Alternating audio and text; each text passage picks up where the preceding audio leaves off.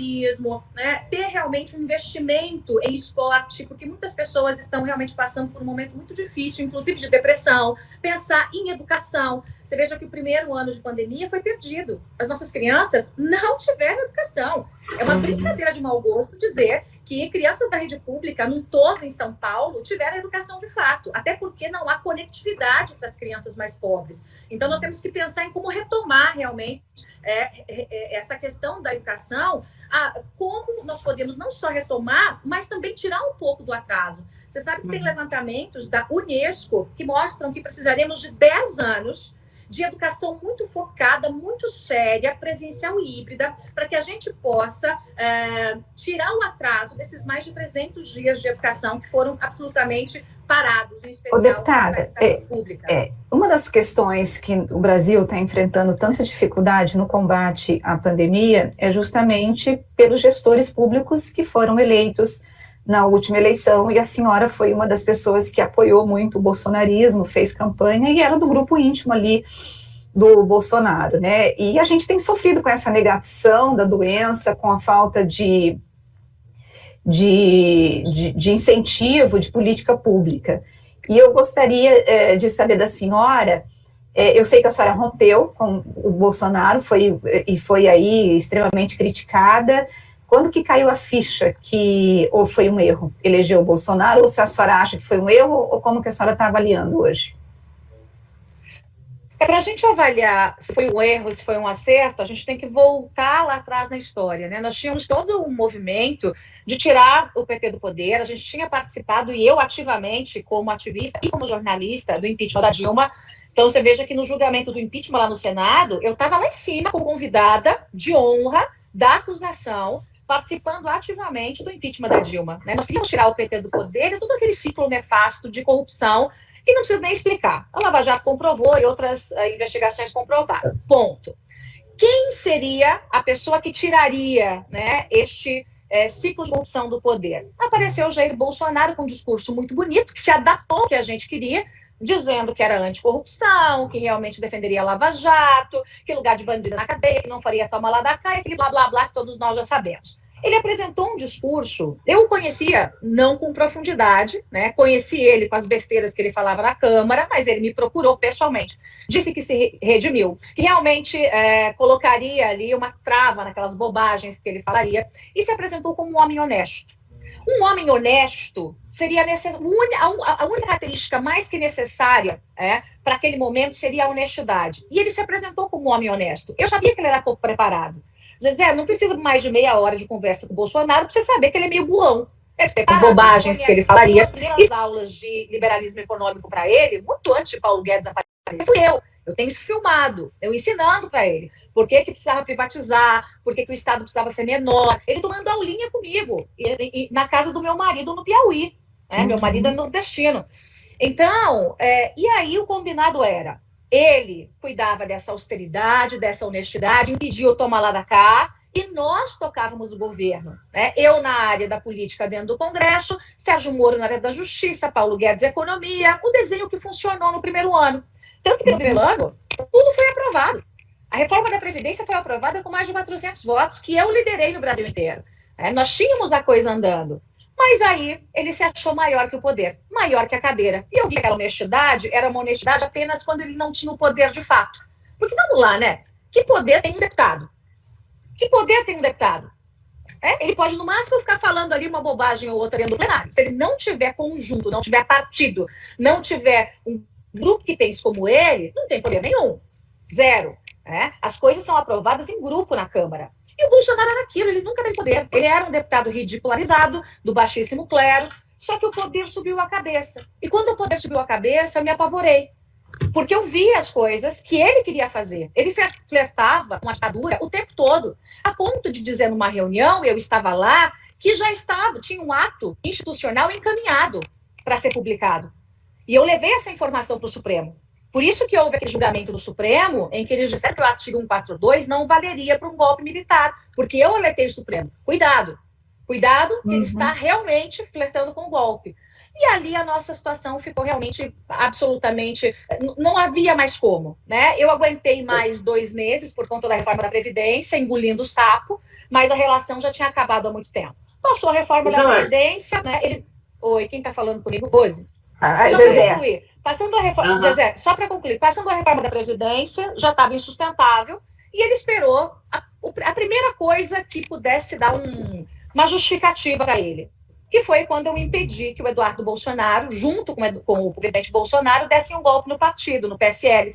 A gente fez uma frente, não deixamos ele dar o golpe e tomar partido, e aí ele me destituiu da liderança, graças a Deus, porque realmente eu sairia numa segunda-feira e ele me destituiu na sexta. Só para dizer que foi ele que me mandou embora, né? Mas já estava acordado que eu sairia na segunda.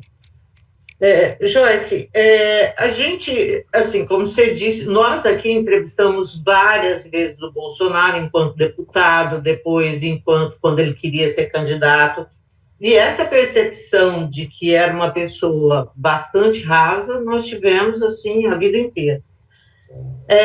Mas a gente sempre acreditou também que, apesar de ele ser tão ruim, teria ali ao lado dele pessoas que segurariam a onda. E nós pensamos bastante nos militares, tipo o general Heleno, né, que sempre a ideia que nós sempre tivemos dele, a Rose esteve no Haiti, era de uma pessoa muito equilibrada, uma pessoa... O que aconteceu com o general Heleno?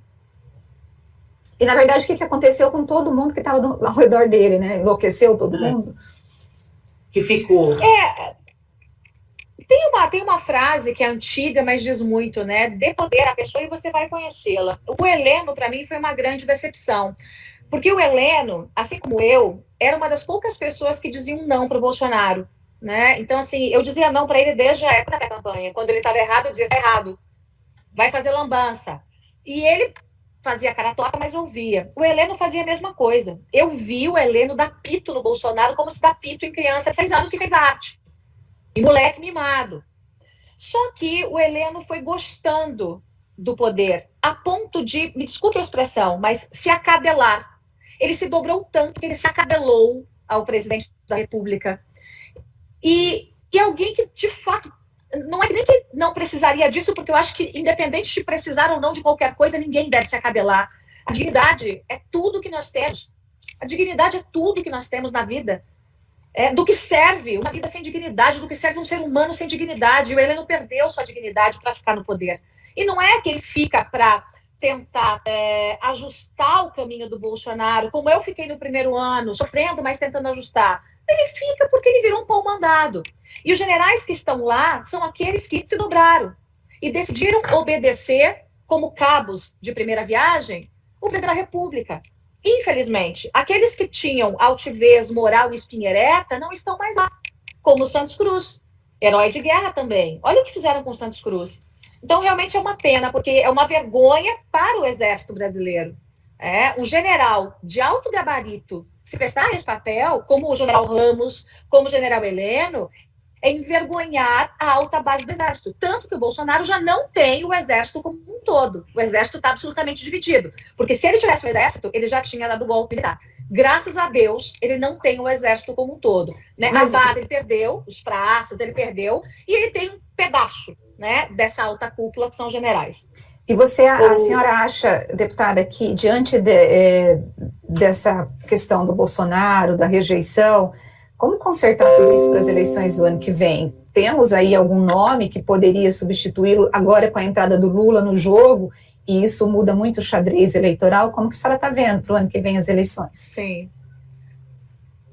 Nós precisamos de um nome urgente, a gente tem que ter uma terceira via, né? Eu brinco, se a gente... você vai votar em quem? Lula, Bolsonaro, Cone, né? Vamos votar no Cone. Claro que não é assim, a gente tem que votar com muita responsabilidade, mas nós estamos em busca de uma terceira via. O problema é que há vários nomes. O que eu tenho conversado com esses nomes? Né? Que vários nomes são esses? João Dória, Mandetta, Sérgio Moro, Luciano Huck, Luiz Helena Trajano. Tem vários nomes que se apresentam e não se apresentam. Então, eles ficam flutuando, como se fosse um quebra-cabeças solto, com as pecinhas todas soltas. A gente tem que juntar esse quebra-cabeças e ver qual é a imagem que aparece. E trazer todo mundo junto no projeto.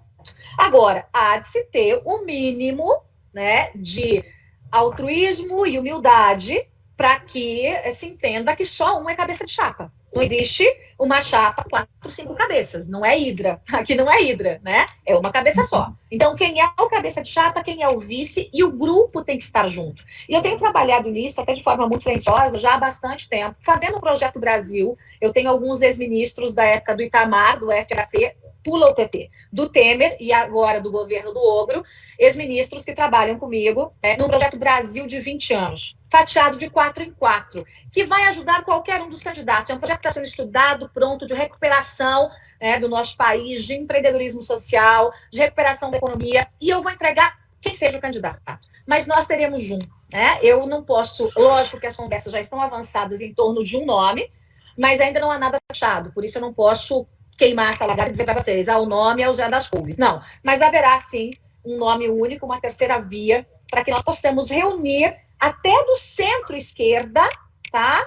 Até a direita toda, menos os radicais.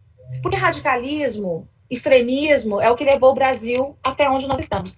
Nós acabamos com uma parte do extremismo que tomou conta há 14 anos do Brasil e botamos um doido na presidência que está há 2 anos e meio, fazendo mais do mesmo com o sinal contrário. Então, nós precisamos libertar a nossa população, realmente mostrar para a população quem é quem nesse processo, e 40% do povo brasileiro, segundo as pesquisas, não sabe quem votar, gente. 40%. Pensa numa ação dessa. 13% dizem que não votam nem no Bolsonaro, nem no Lula. E 40% que não fazem a menor ideia. Soma isso, mais a metade da população, 53%. Então, nós precisamos de um candidato que se apresente, ou uma candidata, pode ser mulher, por que não? Para que nós realmente possamos levar o nosso Brasil à frente e empregar. Por que eu estou nessa luta, Zezé? Porque eu me sinto de uma certa forma culpada, porque nós apresentamos um projeto de Brasil juntos. Eu fui a primeira mulher com expressão nacional a pegar pela mão do Bolsonaro e sair rodando o país. E quando eu vejo que ele é uma fraude e que eu afiancei alguém que eu acreditava, eu penso, poxa, eu preciso ajudar a corrigir isso. É minha missão ajudar a corrigir isso agora em 2022. E a gente não pode desistir. Então, eu sigo tentando. Tá. Outra coisa, uma coisa que... Outro dia eu me peguei pensando em você. Eu estava vendo o Arthur Lira, né? E eu pensei, meu Deus do céu, se esse cara fosse meu presidente, qualquer lugar que eu trabalhasse, aí eu ia ficar muito triste, cara. Eu ter que conviver com uma figura dessa e ainda pactuar coisas. Como é que você se sente trabalhando hoje lado a lado com o Arthur Lira como presidente da Câmara e outras figuras que você acompanhou tanto o trabalho deles e que via que, meu Deus do céu, não vale um tostão furado? Veja, essa engrenagem é uma engrenagem muito complexa, né, Zezé? Graças a Deus, eu tive a oportunidade de, muito cedo, aprender como é que se dialoga na Câmara. Veja que eu cheguei como a anti-PT total, anti-PCdoB, anti-PSOL, cacetada no centrão, aquela coisa toda. E aí, o que acontece? Eu viro o líder do governo. Líder do governo no Congresso. E a primeira mulher em primeiro mandato, a ser líder de um governo no Congresso. O que é Congresso? Junção de Câmara e Senado. Então, eu tinha que trabalhar com 503 deputados e 81 senadores. Aí, eu tive que engolir um monte de sapos e passar o Pires lá pro PT, pro PCdoB, pro PSOL, e dizer, amigo, eu preciso do teu voto. Mas eu odeio o Bolsonaro. Pode odiar o Bolsonaro, mas eu preciso do teu voto. Vamos aqui para uma cor. O que você precisa? Eu preciso de liberação de verba de bolsa do CNPq. Motivo justo, libero. Eu preciso de motivo injusto? Não libero. Preciso de cargo? Não libero.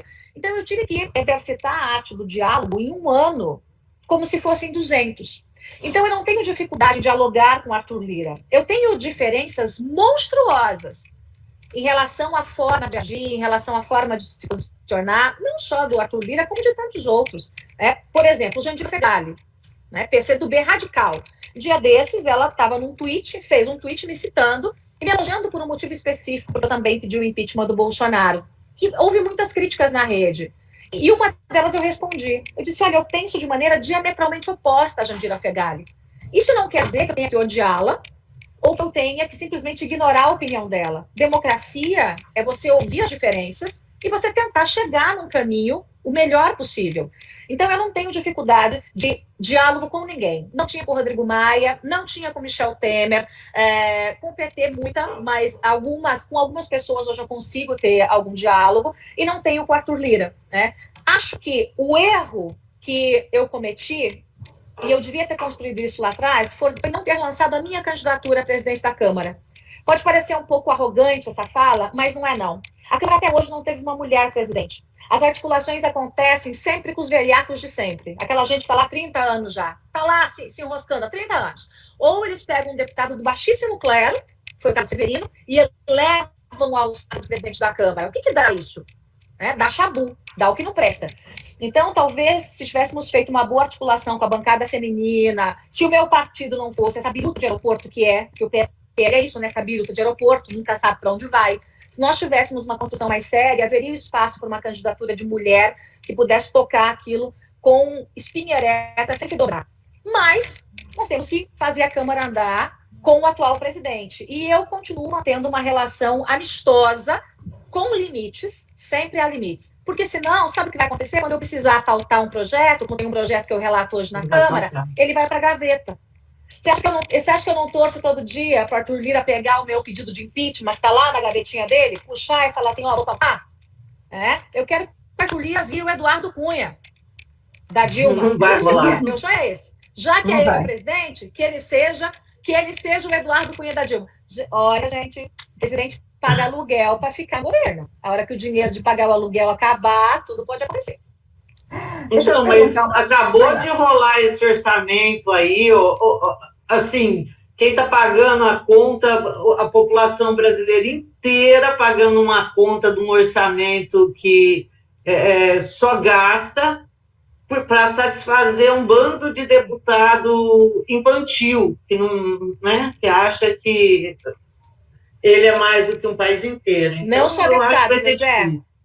Oi? Não só deputado. Não. O orçamento. O senador também, Uma parte que ninguém da imprensa se atentou foi ao tamanho do bolo do Senado. Então, eu deixo aí para os jornalistas de investigação, vão atrás de quanto cada senador vai receber. Tem senador que, tá na cara do bilhão, 1 bi. Nossa. Presta atenção. Tem senador, assim, com o governo, assim, agarradinho, que tá na casa de 1 bi. Tá, senador. Tem manico. 20 tiquinho. Dá para reformar o estado todinho. Então, assim, a Câmara está levando uma boa parte da culpa e merece levar, porque esse orçamento é uma palhaçada construída com o traseiro do seu Paulo Guedes sentado numa mesa com senadores e deputados, porque agora ele fez cara de, não sei, não vi, passou bem aqui, houve uma reunião, ele estava lá, foi articulado com dele, foi ele que separou o dinheiro, junto com senadores e deputados. E agora vem fazer cara de bobo, que não sabe, não viu, passou por acaso. Como 16 bilhões, 20 bilhões passam por acaso? Aonde? Em que mundo? Né? Então, o Senado, de 81 senadores, está abocanhando uma coisa gigantesca. E a Câmara, uma outra fatia grande também. Eu não faço parte dessa safadeza. Não haverá um único centavo deste orçamento para mim. Eu trabalho com as minhas emendas impositivas, então acabou. O resto é malandragem, para fazer curral eleitoral e sacanagem. Só para o pessoal saber. Então, de fato, é uma vergonha esse orçamento, mas é uma vergonha que não é da Câmara. É da Câmara, de uma parte. Não é toda. Eu estou fora. Do Senado e do governo. Porque teve o aval do seu Paulo Guedes, e o Paulo Guedes é mandado do Bolsonaro. Está o mandado dele. Então, está tudo ali dividido entre os três poderes. Então, na verdade, hoje a gente tem que terminar a entrevista, mas hoje o Paulo Guedes está dizendo que a culpa não é dele e está jogando em cima do relator, do ex-presidente do Senado. Então, na verdade, o que a senhora está dizendo é que ele foi muito participante e protagonista de todo esse orçamento que foi feito. Atuante. Aí dá chabu nas redes sociais, eles mudam de ideia. É o pessoal, assim, luta de aeroporto de rede social. O pessoal da rede vai, puxa a orelha e eles inventam uma desculpa. Paulo Guedes estava na reunião, participou da reunião. E eu vou dar uma coisa para você. O Márcio Bittar, que foi o relator do orçamento no Senado, o senador Márcio Bittar, era Minion. Mas pensa num Minion. Bolsominion total. Ele foi meu vice-líder quando eu fui líder do Congresso. Era difícil segurar o Márcio, de tão apaixonado com aquele Bolsonaro que ele era. Ele fez tudo que o governo mandou, para o mandado total. Se não fritando o Márcio agora, e eu não defendo, porque eu não teria feito o que ele fez. Isso eu não teria feito. Como não defendi o Flávio Bolsonaro, quando o presidente exigiu que eu fizesse. E foi um dos motivos que eu saí da liderança. Mas ele fez o que o governo mandou, o que o governo encomendou. Fritar o Márcio Bittar agora é mais uma das canalices desse governo que pega seus aliados e joga na frigideira simplesmente para sair de bem a opinião pública. Ok. Bom, Joyce, olha, muito obrigada pela sua entrevista. Um abraço no prefeito aí. Gostou da nossa prefeitura? Gostei, sim, gostei. Acho que o Dani tem bastante energia. Se ele fizer o que ele está prometendo vai fazer, vai ter uma boa gestão. Vou ficar no pé dele. Obrigada, Joyce. Obrigada, um abraço para você. Rosmaria, beijo. Beijo, Valeu, gente. Obrigada. meninas. Valeu. Obrigada. Beijo. Até daqui a pouco na TV.